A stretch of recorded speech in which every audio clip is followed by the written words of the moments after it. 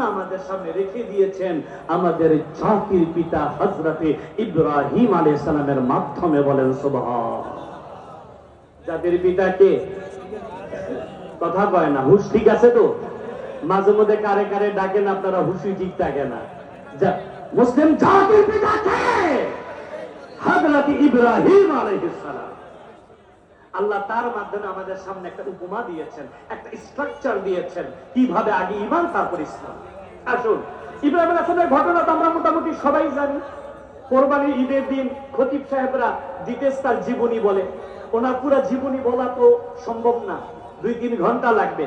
আমি ওনার জীবনী থেকে মাত্র 2টা পয়েন্ট তুলে ধরবো, তাহলে আমরা বুঝবো কিভাবে আগে ঈমান তারপর ইসলাম। 2টা পয়েন্ট।